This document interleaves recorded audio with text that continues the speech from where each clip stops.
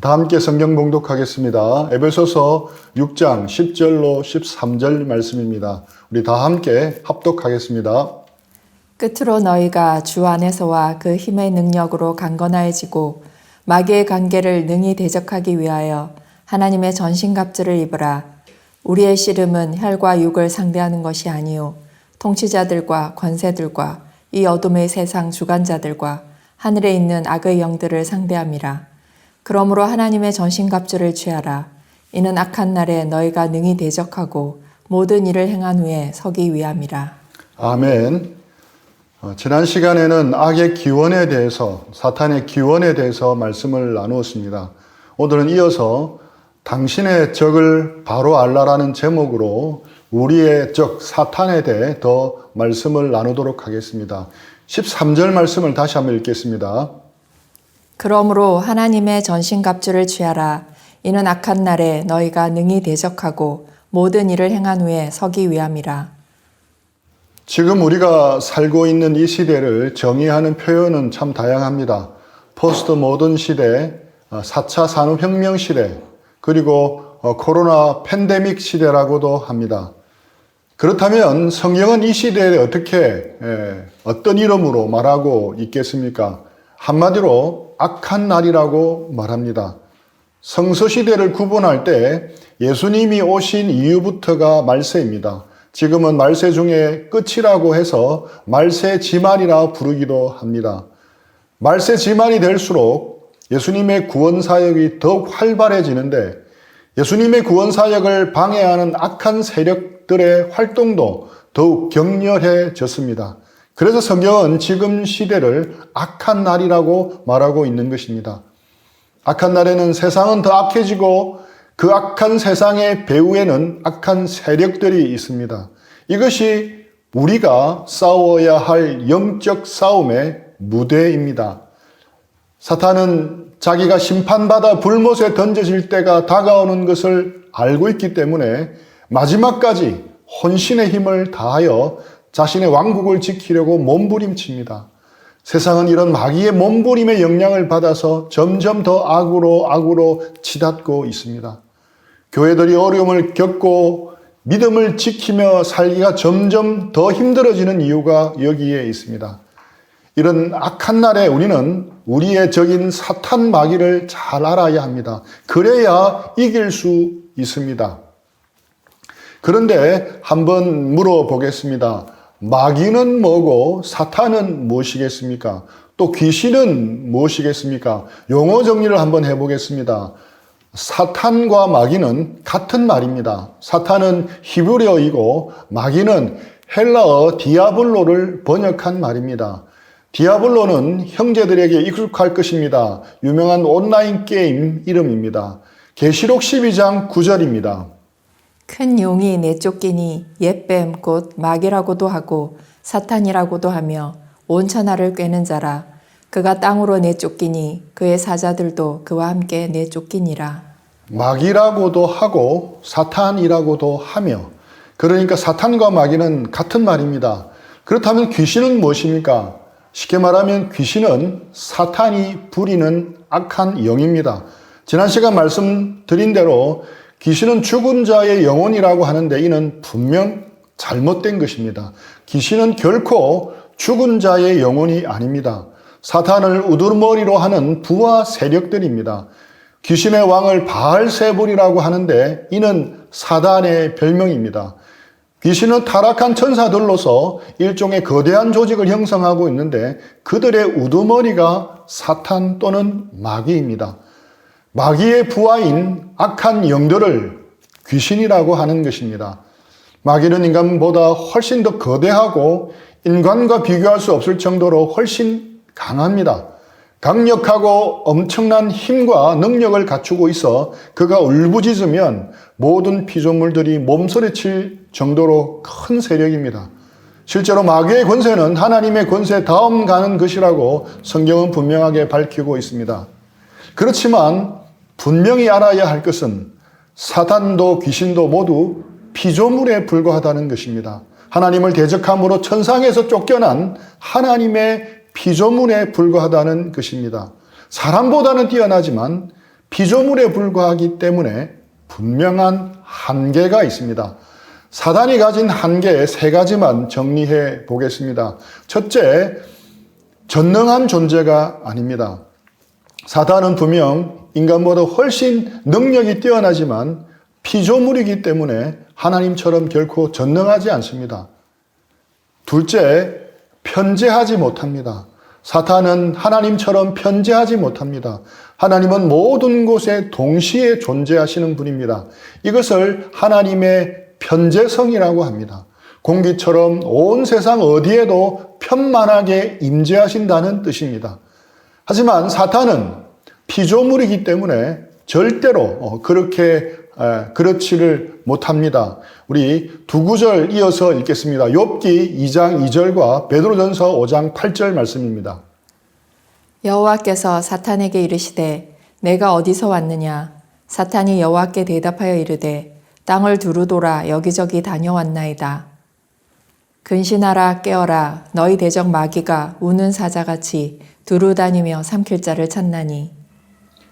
땅을 두루 돌아 여기저기 다녀왔나이다. 두루 다니며 사탄은 동시에 여러 곳에 있지를 못합니다.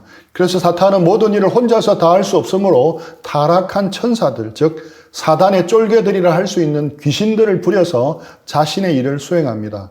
어떤 때에는 그 일을 직접 수행하기도 합니다. 그래서 두루 돌아다니며 삼킬 자를 찾는 것입니다. 사탄의 한계 세 번째는 사탄은 미래를 알지 못한다는 것입니다.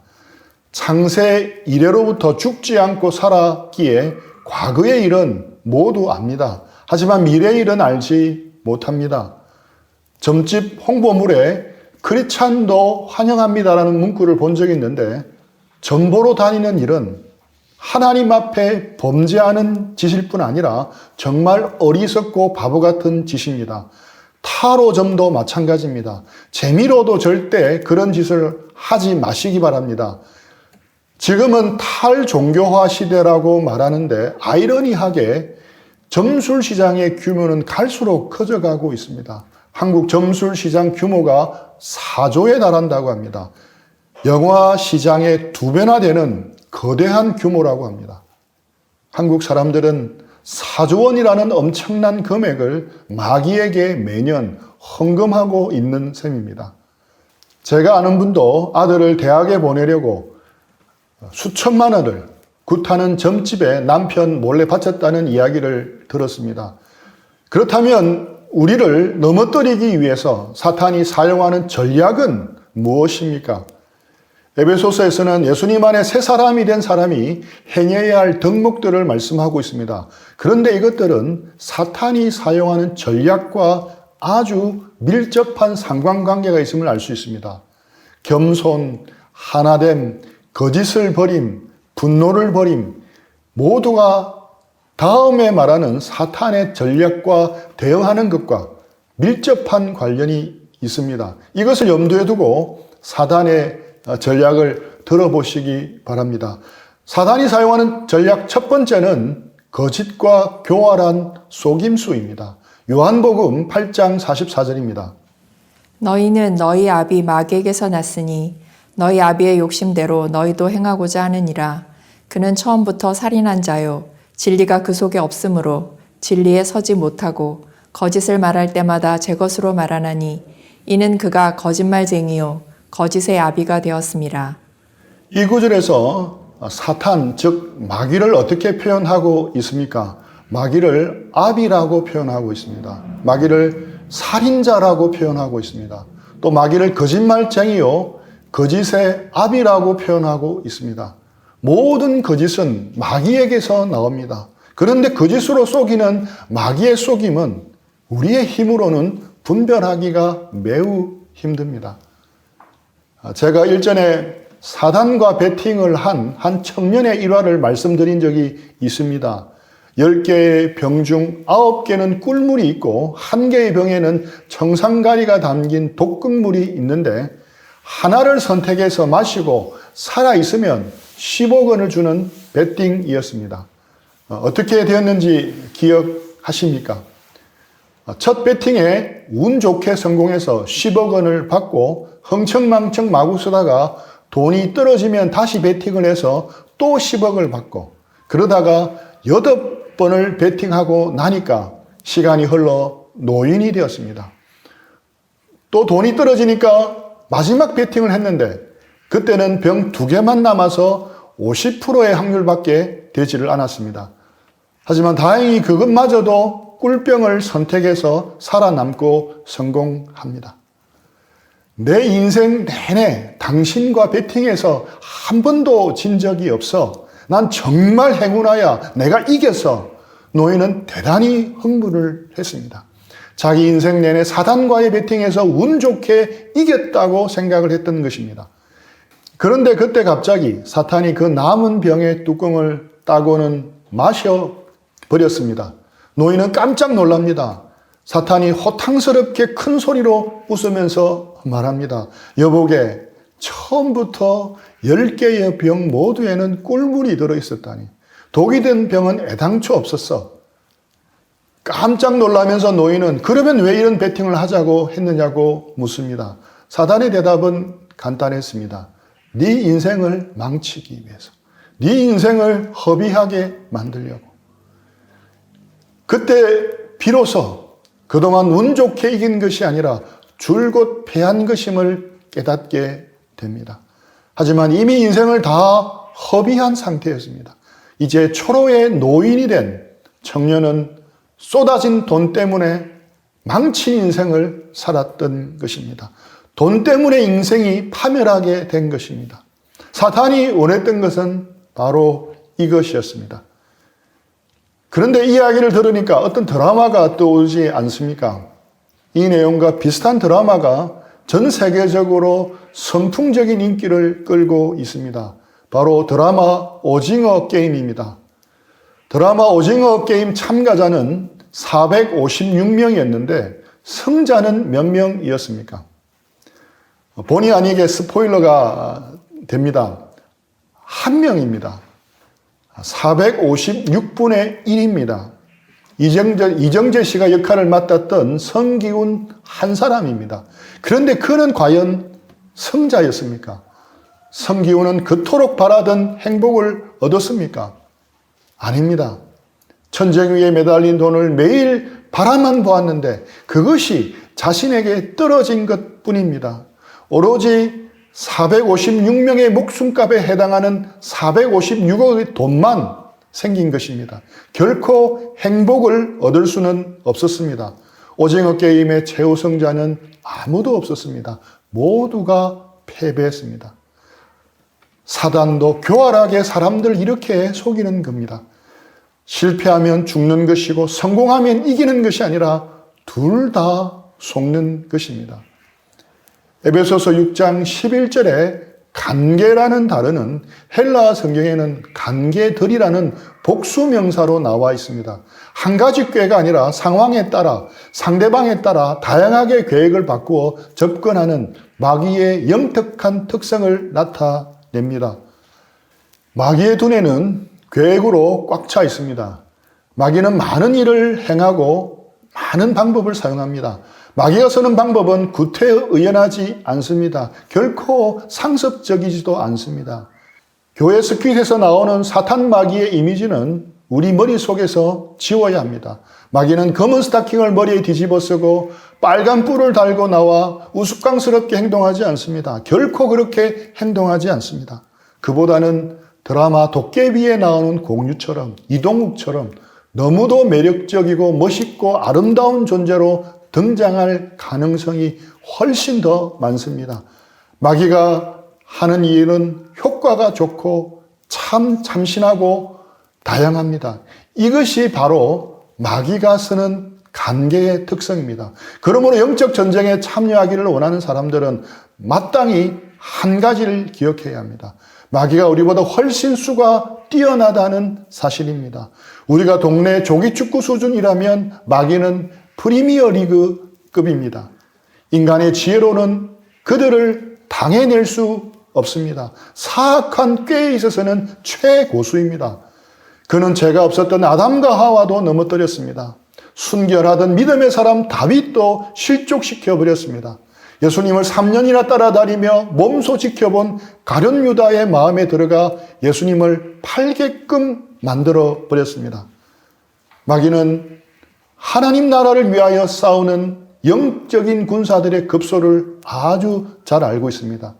그리고 자신들의 공격을 받을 때 믿음을 가진 사람들이 어떻게 반응할지도 훤히 알고 있습니다. 그러므로 우리는 육신의 생각대로 짜낸 지혜를 가지고 마귀를 대적해서는 안 됩니다. 그것으로는 결코 이길 수 없습니다. 사탄이 사람들을 속이는 대표적인 것이 어떤 것들이 있습니까?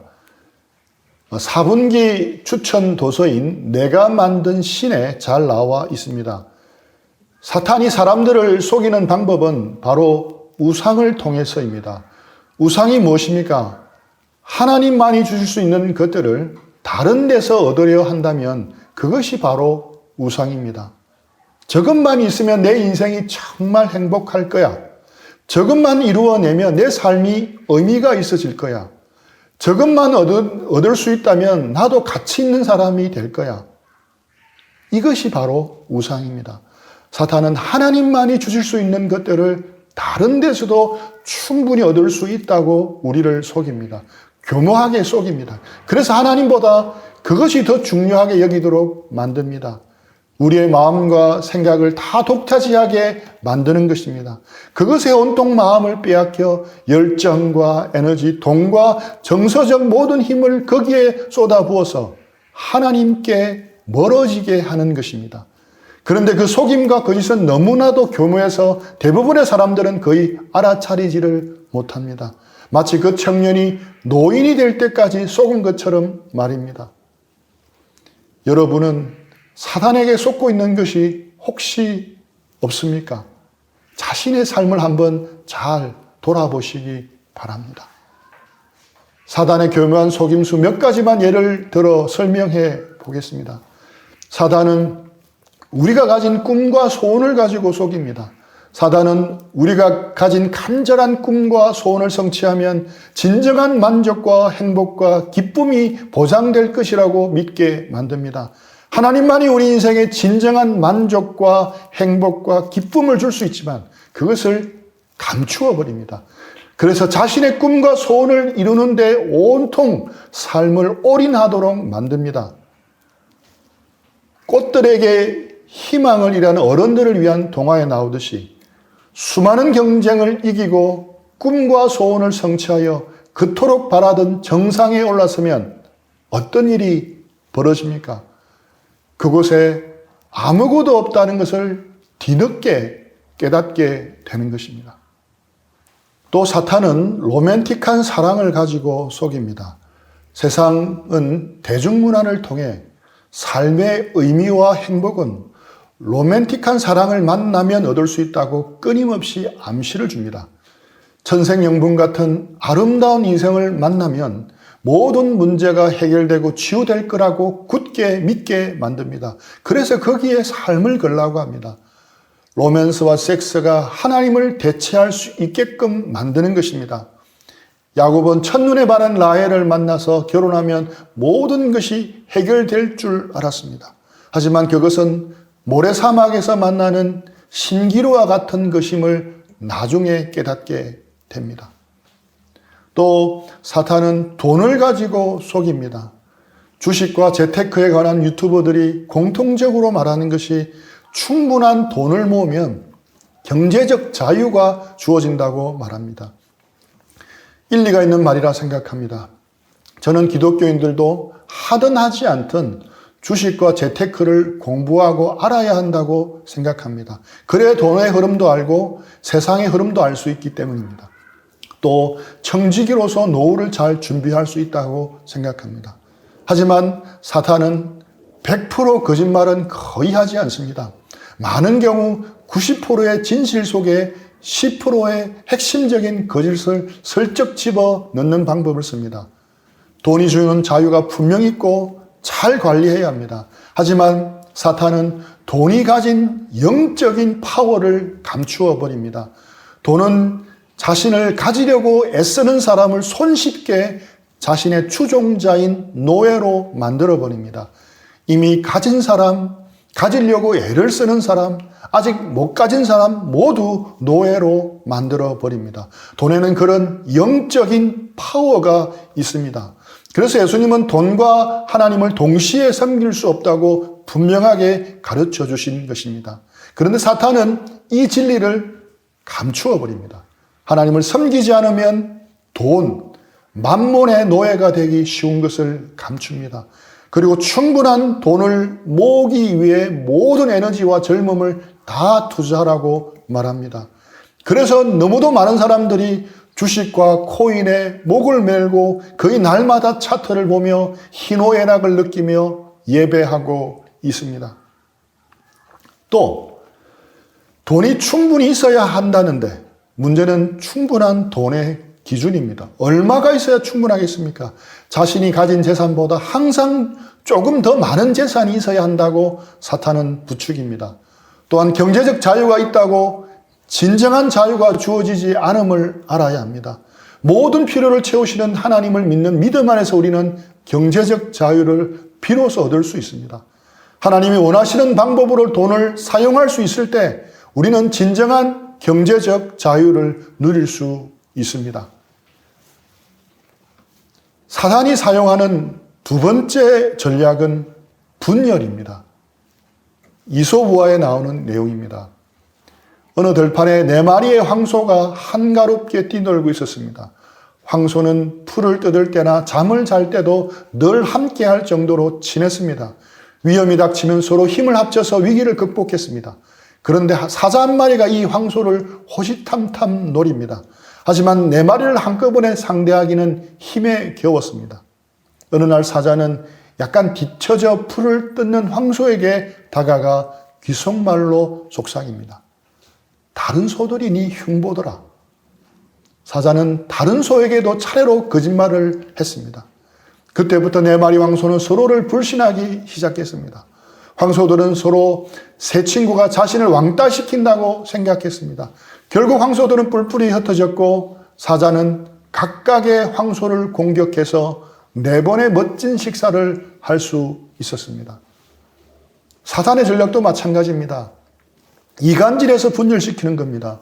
먼저는 우리와 하나님과의 관계를 분열시킵니다. 예수님의 보혈로 연결된 하나님과 사람의 관계는 끊을 수가 없으니까 인간을 속여서 하나님을 오해하게 만듭니다. 하나님의 선하심을 신뢰하지 못하게 만듭니다. 조금만 인생이 힘들어지면 또 답답해지면 하나님이 나를 더 이상 사랑하지 않으시나 봐. 다른 사람을 더 편애하시나 봐.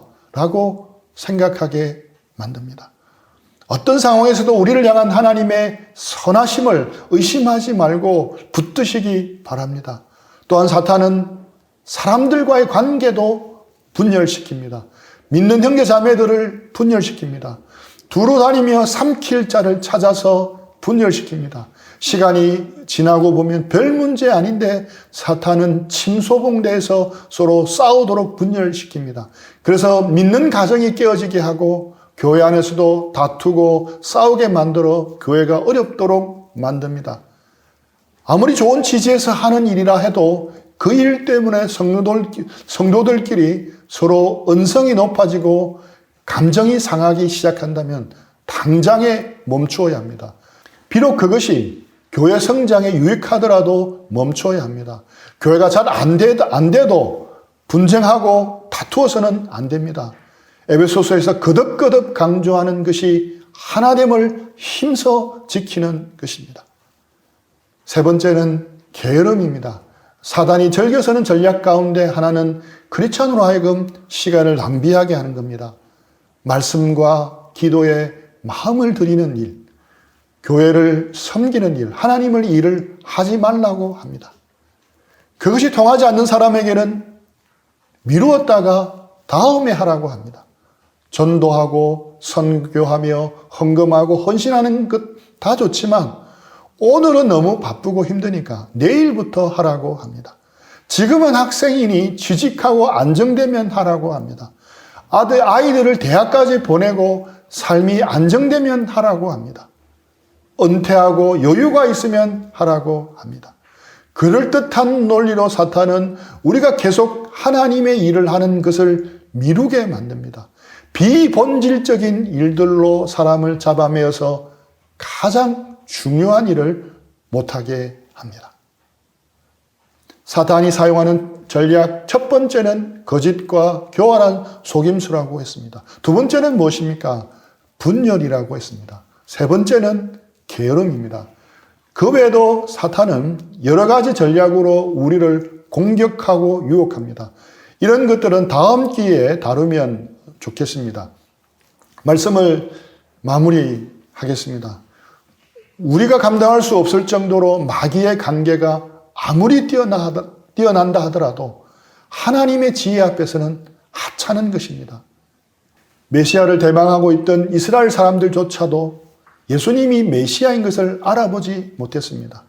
이스라엘 사람들, 심지어 종교 지도자들과 성경을 잘 알던 서기관과 바리새인들조차도 아기 예수님의 탄생을 알지 못했습니다. 그러나 마귀는 단번에 알아보았습니다. 하지만 사탄은 숨을 죽이고 아기 예수가 누워있는 구유를 주목했습니다. 죽이려고 말입니다. 자기의 왕국에 불쑥 나타난 이 메시아 한 사람을 죽이면 모든 일이 끝날 것으로 여겼습니다. 그래서 헤로드 왕을 통해서 이 아이를 죽이려 했지만 실패합니다. 그 후 사탄은 예수님을 끊임없이 유혹하고 방해합니다. 결국 예수님을 죽이기 위해 가룟 유다의 마음에 예수님을 팔 생각을 넣어줍니다. 예수님의 무죄를 확신하던 재판장 빌라도의 마음도 나약하게 만들었습니다. 또한 유월절을 맞아 예루살렘에 모인 백성들의 마음도 충동합니다. 예수를 못 박으라고 소리치게 만들었습니다. 메시아만 십자가에 못 박아 죽이면 마귀는 자신의 왕국이 영원히 든든하게 설 줄로 여겼던 것입니다. 그러나 마귀는 자신이 놓은 덫에 자신이 걸려들고 맙니다. 자신이 놓은 십자가의 덫이 오히려 자신의 왕국에 종말을 가져오게 될 줄을 꿈에도 생각지 못했을 것입니다. 마귀의 지혜는 예수님을 죽이는 것이었습니다. 하지만 하나님의 지혜는 십자가에서 죽으신 예수님을 다시 살리심으로 사단의 모든 권세를 멸하는 것이었습니다. 골로새서 2장 14, 15절입니다. 우리를 거스르고 불리하게 하는 법조문으로 쓴 증서를 지우시고 제하여 버리사 십자가에 못 박으시고 통치자들과 관세들을 무력화하여 드러내어 구경거리로 삼으시고 십자가로 그들을 이기셨느니라. 통치자들과 권세들을 무력화하여 드러내어 구경거리로 삼으시고 십자가로 그들을 이기셨습니다. 여기서 말씀하는 통치자들과 권세들은 마귀의 세력을 말합니다. 하나님은 십자가로 마귀를 이기시고 무력화하여 구경거리로 삼으십니다. 십자가는 마귀의 괴계가 결코 하나님의 지혜에 미치지 못함을 드러내어 보여줍니다. 우리는 우리의 적 마귀를 바로 알고 그 관계를 알아야 합니다. 말씀과 기도로 성령 충만함으로 분별력 가운데 껴있어 마귀의 관계에 넘어가서는 안 됩니다. 십자가의 능력을 의지하고 우리와 함께 하시는 하나님을 신뢰하여 그 전쟁에서 승리해야 하는 것입니다. 그래서 우리 모두가 지피지기 백전불태하기를 축복합니다. 사단 마귀와의 싸움에서 하나님 나라의 필성조들이 다 되시기를 축복합니다. 우리 들은 말씀 생각하면서 기도하고 자신을 돌아보고 적용하는 시간들을 가지겠습니다.